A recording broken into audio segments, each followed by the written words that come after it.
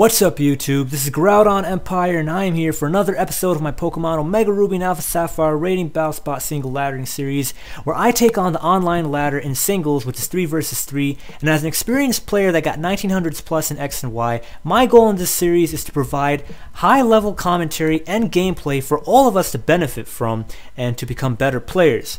If you are hyped and you like this video, please remember to click that like button, as it really shows the support for this channel, and I hope you guys enjoy what you're watching.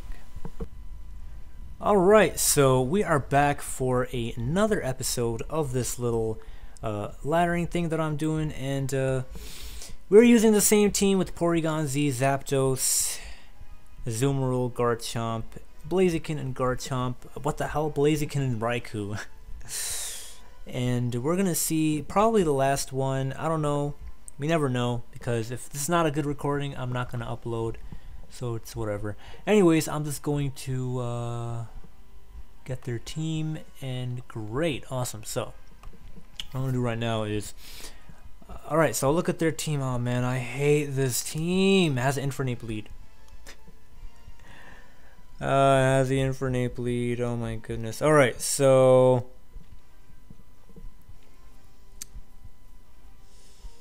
yeah.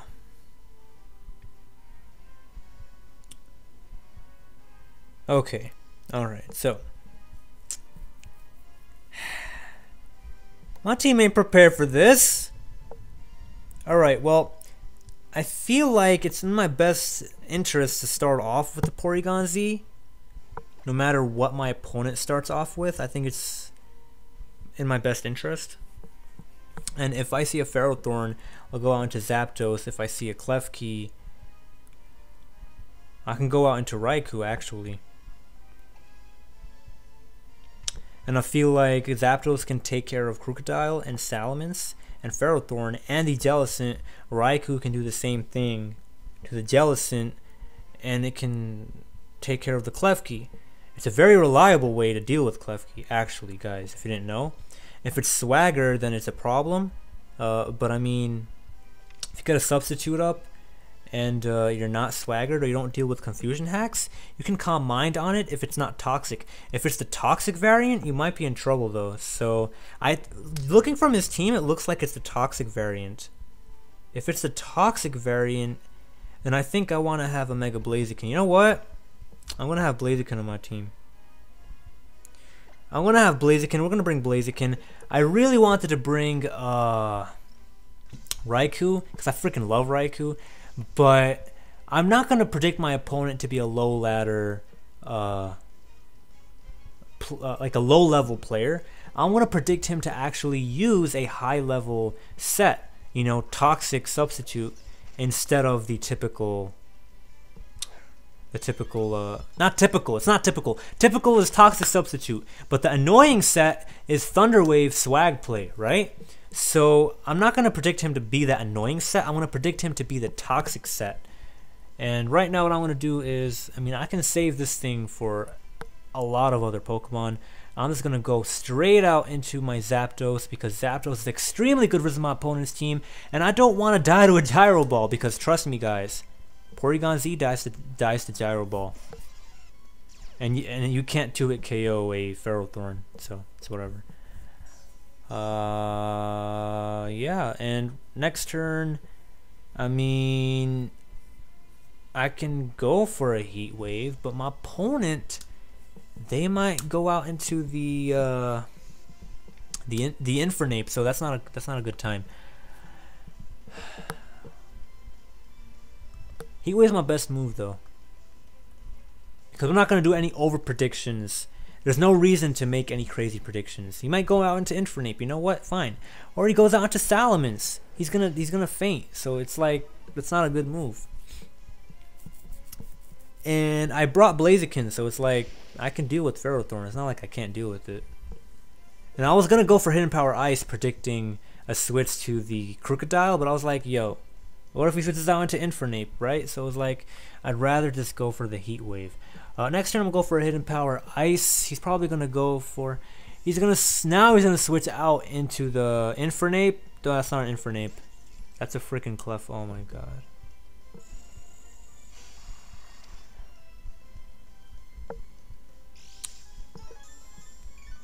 This Pokemon is so annoying. It's fine. I'll go for a Heat Wave. Watch him use Substitute. No, he's gonna use Swagger. Okay. Then he's gonna use Substitute. Well, it's legit because I'm a special attacking wall, so it's like, you know.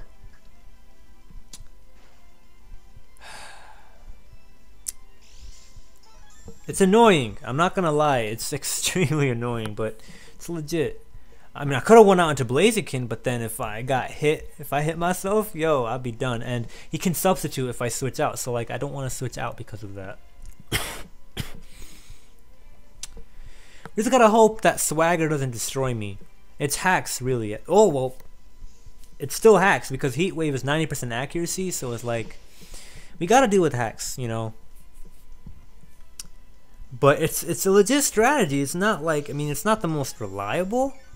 But versus things like Cresselia, yo, it is super reliable. Versus Porygon-Z, get out of here. Zapdos, it's not the most reliable because, you know, if I break out of Swagger and I hit the Heat Wave, then it doesn't matter because you're weak to Heat Wave and you're going to end up going down. But versus Cresselia and Porygon-Z, Swag play, yo, with the substitute is amazing. Especially with Toxic. Anyways, right now I'm going to use Heat Wave, and you know, also versus the Raikus, you can use Toxic on the Raikou before it uses Substitute because of Prankster, and now Raikou is in on a timer. So Toxic Substitute Swag play is very good on Klefki, very, very good. As I hit myself again, it's a very good set. Thunder Wave is like, I mean, it's useful for speed control, but it's mostly just really annoying, and it's just better to use Toxic because you actually get those guaranteed Toxic turns on the walls, right? You know, you use Toxic and then you use Substitute, and then, you know, they can't break your Substitute, so then you use Foul Play or use Swagger even more, or it's just, no, you start using Swagger then, and then and all the damage racks up, you know, the confusion damage, the Toxic damage, and then once your sub breaks, you use Substitute again, and they take more turns of Toxic, and it's a great time versus Porygon-Z and Cresselia, and that's really why they have Toxic Substitute Swag play on Klefki, the high level players, right? But you know, Thunder Wave Swag play, it's extremely annoying. It's really not all that useful. I mean, it's useful because it's super annoying and it can come in handy due to the hacks, but it's not reliable. And high level players that use it, they don't rely on the Parafuse. They're using Thunder Wave for the speed control. Alright? But most high level players, like if you're asking me, 100% of the people that I've seen that are 2000 plus, I'm gonna go for another Heat Wave, that's all I'm gonna go for. 100% of those players use Toxic Substitute Swag play. So, you know, Thunder Wave, we only see those on the lower level, lower ladder players. And I think right now Zapdos goes down. I need to make sure to break this thing's Substitute though. I really do. Good thing I'm not missing, because if I missed, I'd be in trouble. I'd be in a whole hell load of trouble. And he's gonna go for a Foul Play. He definitely has Thunder Wave. I can tell when an opponent has Thunder Wave. So this guy is obviously not a high ladder player. You know, instead of Porygon-Z, wait, did I pick Porygon-Z? Blaziken. Instead of Blaziken, if I picked Raikou, I mean, I don't know. I needed to pick Blaziken. Let me tell you guys though, if I I don't know, man, I'm frustrated. I'm frustrated because I could pick better Pokemon. Excuse me, I could pick better Pokemon and do better. But you have to fight versus these kind of things too. It's not like, you know. I'm gonna just Mega Evolve and go for a Flare Blitz. He can go out into Salamence if he wants to, you know, it's fine, it's whatever.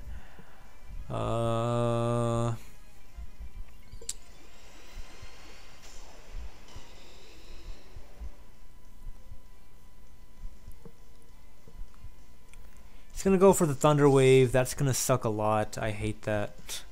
I'm not even gonna lie. I hate that so much. Speed control comes in handy though, because now I'm gonna be... Man, that Salamence can do whatever the hell it wants to now, so...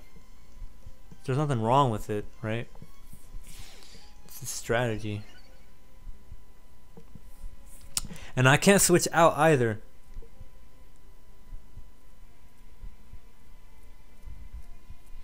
He wins if he goes for a Dragon Dance.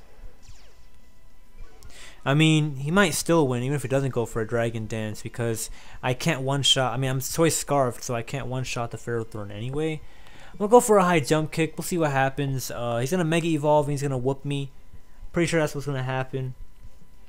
I could have avoided this if I mean, I actually can't avoid this. I'll be 100% honest. Actually, no, I could have avoided this. Could have used Substitute. No, but then he can swag play and it just doesn't matter anymore. Yeah, I mean, I guess, I don't know. I don't know. That's a dead Blaziken if I've seen a dead one. I mean, I could have switched out. Actually, yo, my opponent, what did they do? They just misplayed. Like, if I switched out into Porygon-Z, I would have won right there. Actually, I should have done that. I don't know what the heck is wrong with me. I should have switched out into Porygon-Z and I should have Ice Beamed. He won't predict me being Scarf. And then I would have won. Okay, alright, so I could have won the game. I mean, honestly speaking, I would have lost if I switched out into Porygon-Z. But yeah, it would have been my highest chance, I guess. But no, I feel like it's better if I just hope for getting freezes versus the opponent Ferrothorn right now, rather than switching out to Porygon-Z instead of killing off the Blaziken and hoping I survive Earthquake and then Ice Beam and then do all these good things. I really think it's better to do it this way. It's higher chance, because he could have returned and this guy would have fainted. I'm choice locked, by the way, so I can only go for Ice Beam. And you know what? There might be hope. You know what? Yo, Porygon-Z getting the hacks, yo, it's not over yet, because we need to get like 4 consecutive turns of freeze. So yeah, the best chance for me to actually win was to get the freeze like I did right now, rather than my opponent, rather than me switching on to Porygon-Z and hoping I can survive a return or an Earthquake. And my opponent should have actually Dragon Danced, predicting, okay, so now he's gonna kill me because I'm way too fast. Wait, what? He's not invested enough, I think. Will we win this? Will we come out on top with the hacks? Or will we lose even with the hacks? Alright, so Porygon-Z coming through with that clutch Ice Beam. That was fantastic. That was fantastic. You definitely don't want to rely on strategies like this, though. This was not a strategy, though. I'm telling you, this is my best move. And you know, you never know when you can come through with moves that have secondary effects. So you don't want to give up, especially if you have something that has something like an Ice Beam or a Rock Slide or whatever. You want to just keep on playing, and hopefully, you know, you get a crit, or you get, you know, multiple crit plus flinches, or, you know, freeze plus crit or crit burn, or whatever the case might be. You never know when you can come back and win a game. So that was the best move for me to make. And my opponents, they didn't Dragon Dance, even though I had a paralyzed Blaziken, and you know, they weren't gonna lose anything, but you know, they lost the game because they didn't play it the best that they could have played it by Dragon Dancing and then returning the remaining Pokemon. So even if I had an Empower Ice, I don't think that it would have KO'd the Salamence from that range. So really bad misplay on my opponent's part, but you know, we gotta make sure that we can end up come out on top. And I found that was my only win condition, and you know, we got lucky. But in order to win like that, you have to play it so that you can put yourself in a position to win with the hacks. Otherwise, you won't even get the hacks, because you won't even play effectively to optimize your chance of winning. Because, you know, if there was no hacks, obviously I would have lost that game. But if I played it like I gave up and I didn't even try to use hacks, then, you know, I would have lost 100%. But this way I at least had a chance, and, you know, I got lucky and I actually won. The other way I would not have even had the chance to get lucky, because I would just quit and I would just forfeit, and that's not a good time, all right? Anyway, now we're looking at this opponent's team. They have Latios. There's probably Specs, because I don't see a Baton Passer. So that's definitely a Specs Latios. If I've seen a Specs Latios, I want to start off with the Porygon-Z, or should I start off with the Garchomp?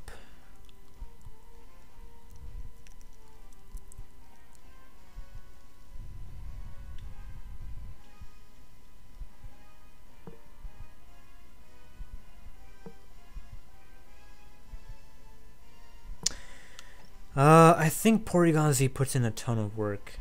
It really, really does.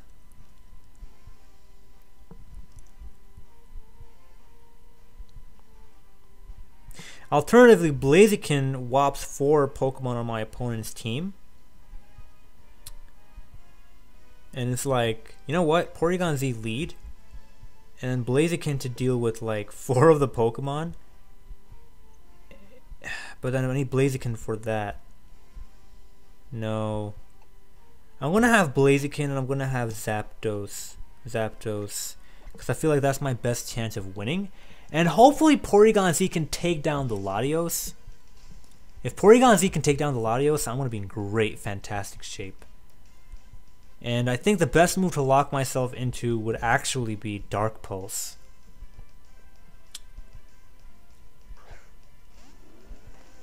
Okay. Alright. Do I want to lock myself into Dark Pulse? Do I want to lock myself into Ice Beam? Dark Pulse flinches. Ice Beam does more damage. And like, it's not going to be Tri-Attack. It's going to be Dark Pulse or Ice Beam. Dark Pulse has a 30% chance to flinch. Ice Beam can freeze things.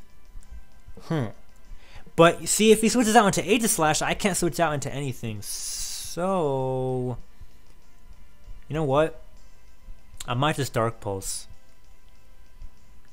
I want a Dark Pulse because it hits 1, 2, 3, 4 Pokemon super effectively. Ice Beam only hits 2 Pokemon, and I can get the flinch chance, which is fantastic. And you know, it's a higher chance than actually freezing. Obviously, right now I didn't get that, but it's all right. You know, it's all right because he can switch. Like, if he switches out into what's that Pokemon called? Aegislash. He's gonna get 2-hit KO'd, so you can't really do that. It's gonna be really annoying though, dealing with the Harvest and the this and the that. But he's gonna Protect right now. It's very, very annoying. But I can't do anything about it. I just gotta play the game. But Porygon-Z, yo, hits 4 things. I mean, if it was Hydreigon, it'd be another story. But then Azumarill walls Hydreigon, and it sets up on Hydreigon, so it's like, it's another story. I mean, it has Zapdos, so it doesn't matter, but still. Hydreigon, Zapdos, and Blaziken would be extremely good.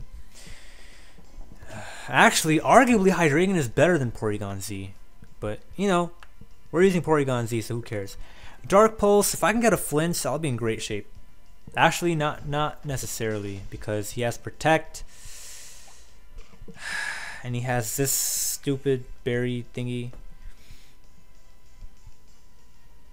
Man, but maybe next. Okay, he's gonna Protect. He's gonna get Leechy Recovery, but then this turn and the next turn. But I think the turn after that, Dark Pulse should KO. That's what I hope for anyway.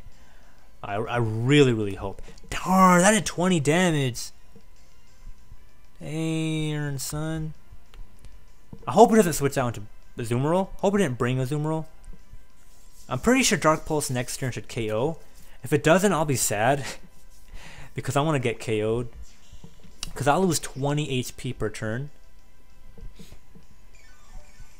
No, I lose 40 HP per turn. Crap. Darn. It's my last turn. It's literally my last turn.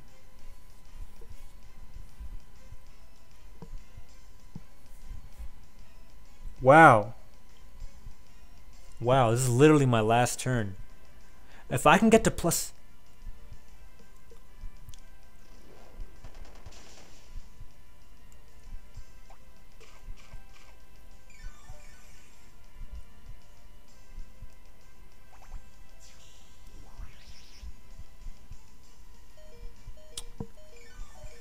Porygon-Z is gone.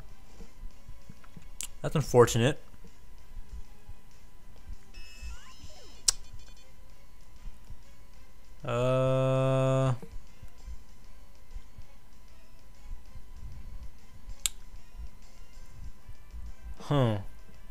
What can I do? I'm gonna go out into Blaziken. If he has a Zoomerl, I can't do anything about that, right? But I mean, I'm just gonna set up. I want to Mega Evolve, get up a Swords Dance. If he switches out into a Zoomerl, that's fine. I switch out into my Zapdos, then I can Thunderbolt, I can Heat Wave, I can do all of that stuff. He definitely has an Azumarill. If he didn't bring his Azumarill, I don't know what he's thinking. I really, really don't. And if he has Latios, I can just high jump kick it at +2, and I'm in great shape. If he has a Focus Sash, though, I think maybe, I don't know. Some people might have Focus Sash. Might not be in the best of shape, but you know, we'll see what happens. We'll see what happens. And I don't have Stealth Rock, so a +2 high jump kick is not going to OHKO an Azumarill. That's how bulky Azumarill is, unfortunately.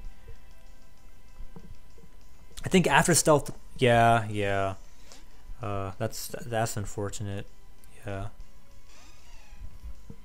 I mean, even if I predicted that, it didn't matter. I mean, I could have doubled actually. I could have doubled out into my Zapdos, or I could have just went out to Zapdos to begin with, but then he wouldn't. No, he wouldn't have gone out. Now I want to do a little damage calc quickly to see if Mega Blaziken can actually, indeed, one-hit KO. It's been a long time since I've done damage calcs.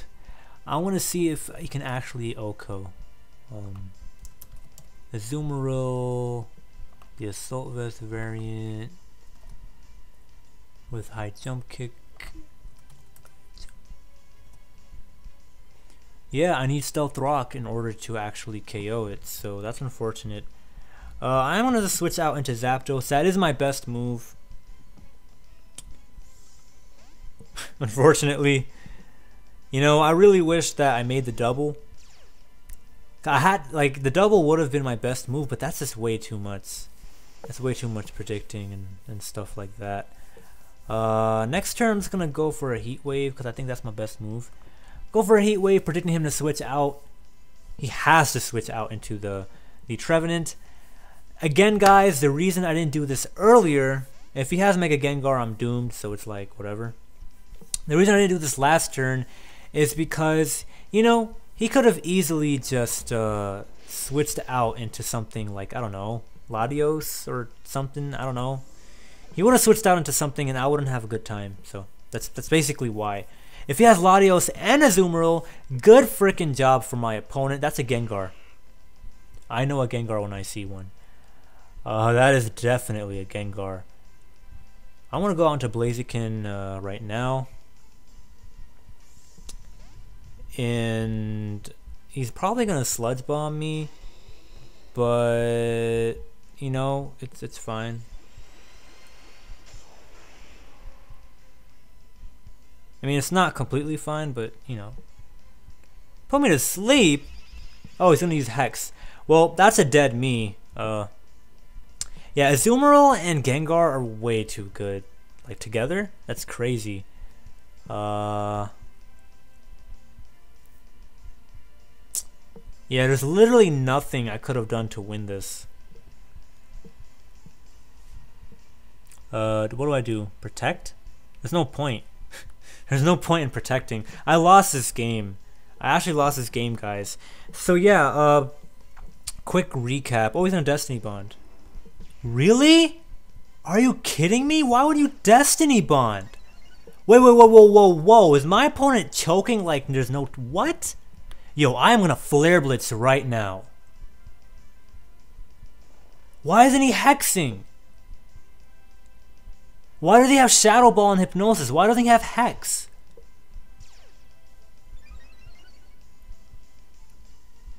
Yo, what is wrong with my opponent, man? I hope he doesn't switch out into his Azumarill. He's gonna KO me now. I'm gonna go for a Destiny Ball. Yeah. Alright, well, we did have a chance, but, you know, I was asleep for way too many turns. My opponent, I don't know what the heck they were thinking. But, no, actually, you know what? My opponent had the right idea, actually. Never mind. I don't know why I'm trash talking. My opponent had the right idea. So, good kudos on my opponent. My opponent knew what they were doing. I'm just going to Thunderbolt. If we get a Para, then I can potentially just roost up and just stall out the Destiny Bonds. And it's going to be a good time. It's going to be a good time. And, wow.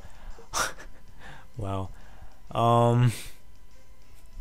He can just Hypnosis me. I don't know what he's doing, but alright.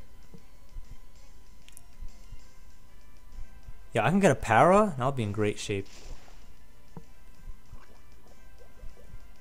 Yo, I need to get a Para, otherwise I lose this game. Yeah, I lost this game. Ah, so many teases, man. This game, yo. Ah, man. So many teases. If I woke up from the Flare Blitz and I got him with the Flare Blitz, I can 1v1 Azumarill easy with Zapdos, you know? That was like, wow, like what was that? If he switched back out into Azumarill, now that would have been a great move, but he didn't do that. So and like, you know, if I got the Para with the Thunderbolt, yo, that would have been sick too. So it was like, so definitely I can't, you know, you can't rely on that. But at the same time, you know, when you're in a situation, you have to see how you're going to win. And that was the only way I could have won the game. Mega Gengar and Azumarill was a very, very good duo. I don't really know how to use Mega Gengar effectively, so I don't like using Mega Gengar. But they're a very good duo because Mega Gengar gets rid of Belly Drum Azumarill's checks. And then Belly Drum Azumarill can set up freely and sweep freely. So it's very, very, very good. And I hope you guys really saw that from that last battle. What I could have done, you know, I used Dark Pulse. It has like a 20 or 30%, pretty sure it's 30% chance of flinching. It never flinched the Trevenant. You know, that's understandable. You know, you don't always get the rolls. It's not like it's, you know, 50+%. It's only 30%, which is still a high percent chance, but, you know, it's not always going to happen. And we ended up getting down. You know, if we didn't get down, we probably had a really good chance of coming back and winning. Not really, though, because Mega Gengar and Azumarill is such a fantastic team. Duo right there. But, you know, you can't win them all, unfortunately. And this is one of those. It's unfortunate. It leaves a really bad taste in my mouth. But, I mean, you get to see the good duos out there. That's a really good duo right there. And we could have potentially won. You know, Dark Pulse didn't come through for us, but we could have won with the Dark Pulse. We used it twice. You know, it could have came through, but it didn't. You know, so it's unfortunate. So I hope you guys enjoyed this. You know, if you did, remember, click that like button, show the support for the channel, and I'm probably going to mess around with other teams now. Because as you saw, you know, Porygon-Z put in work when it gets the secondary effects from its moves. Otherwise, it's really tough for it to find opportunities to put in work. And yeah, so this is GroudonEmpire. Peace out.